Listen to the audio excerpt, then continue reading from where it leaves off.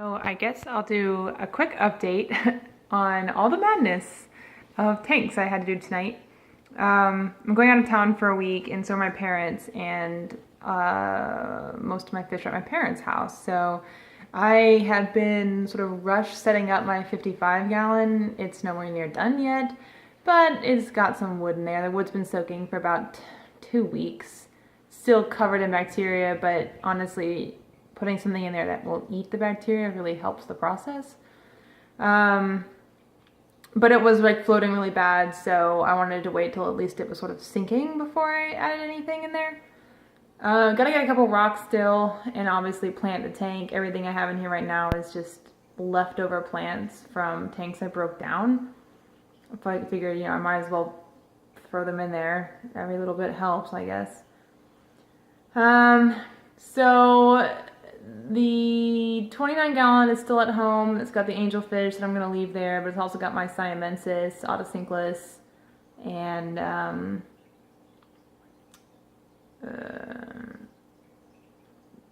well, the other stuff I'm all leaving there. So really, I just need my Siamensis out of there. But they're my babies. I've had them, I think, going on 3 years this fall. I've been growing them since they're about an inch long, and they're about 3 inches long now. So they're my babies, and I'm definitely not going to introduce them to a tank that I don't feel comfortable with.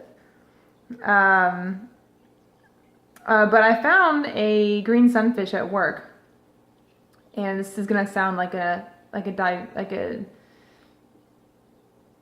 aside, but it's going to link back together.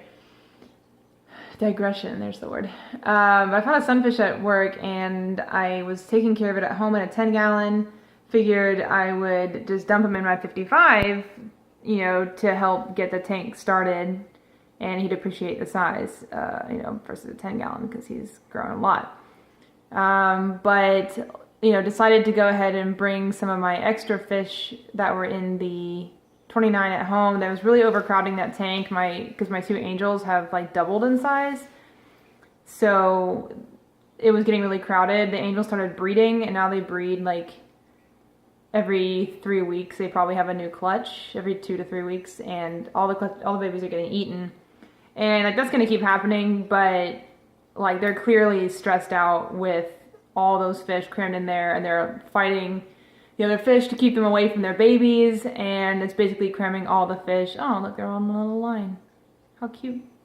Follow the leader right there. They've been aggressively defending their babies, and so all of these fish were crammed over into like the right 9 inches of the tank, and I felt really bad for them. So decided to go ahead and take out 3 fish that for sure are excess in that tank. And as you can see here, it's my going on 4-year-old Cory cat. She has been full grown for quite a while. She's about 2.5, 3 inches long. I love her. Really hope that she survives this move just because I've had her so long. She used to have all her buddies, but I'm not looking to replenish my Cory supply in my tank, kind of moving away from Cory's. So she's been on her own for a while now and doesn't seem to mind. I used to have her on gravel. She had no barbels, and it's taken about a year, but she's grown them 2 years maybe. Gosh, time flies.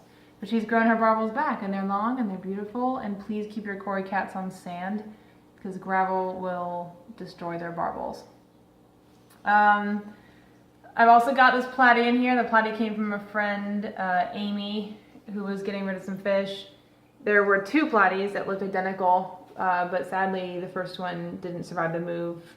I moved her into my tank, and I know it's not my tank because my tank had perfect conditions and all the other fish were thriving, so she just obviously stressed out because she died within like 2 or 3 days. And this is the other one, and she's still been going strong, so here's hoping that this second or third move isn't her last, or rather, I hope she survives it.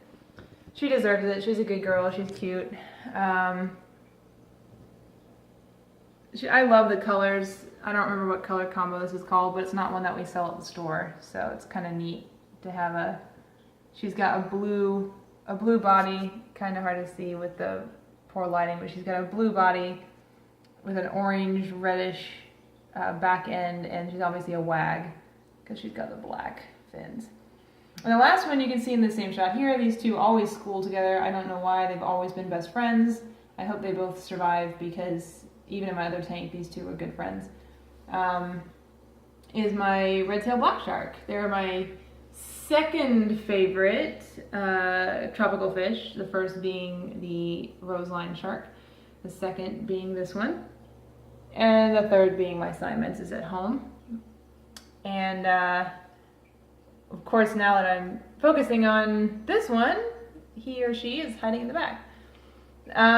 She hasn't grown at all since when I got her. I got her very small, and I was hoping that she'd grow a little, but she hasn't grown at all. So I think she was really stressed out in the other tank with the Siamensis and the angelfish. So here's hoping that all this space will do her some good. Him, I'm not actually sure. I think you can sex these guys actually. Look at that dorsal fin. I think they have the most beautiful proportions, in my opinion. So obviously there is no sunfish in here anymore. And that was because the second I put these guys in here, I was really hoping that there'd be enough space for them all. That sunfish immediately went in for the kill.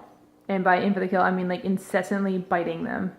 The sunfish is almost twice as big as all these guys, so it was a no-brainer. Of course, I don't have a net, so that was interesting. I ended up using like a baking dish, a square baking dish, and cornering him on the far right side, and then basically putting a big freezer bag in there and basically annoyed him until he, accidentally swam into the bag, and then I scooped him out.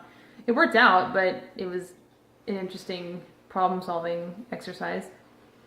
That's basically it. The tank still looks like crap. I did about a 50% water change on it. Oh, another funny thing, I ran out of dechlorinator, so that's always fun. Yes, please, eat that nasty stuff off there. That is exactly what I need you to do. Eat the gross stuff. Thank you.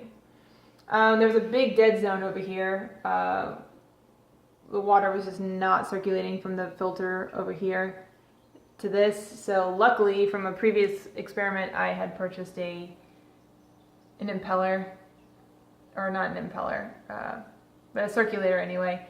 And it's over there, and that solved my dead zone problem. So I'm really glad I had that, because I was a little worried. So to answer the question on where the sunfish is, I ended up setting back up the 10-gallon that he was living in before. And it's really dirty because it had a lot of algae in it, but he doesn't care at all that it's dirty. He probably likes it dirty. So he's gonna have to hang out in there until I get back from the vacation, sadly. He's gotten really big. He doesn't look big on the camera, but he's at least 3 inches long, getting close to 4. He's pretty big. And the last but not least is my beta tank, which I've shown before, and it's in the kitchen right now. And there it will stay until I get back and can set up another place for it to go. So yeah, that's the update. Here's hoping that everybody survives my trip. I really hope so. I have an auto feeder set up on the one at home, so hopefully that all goes well.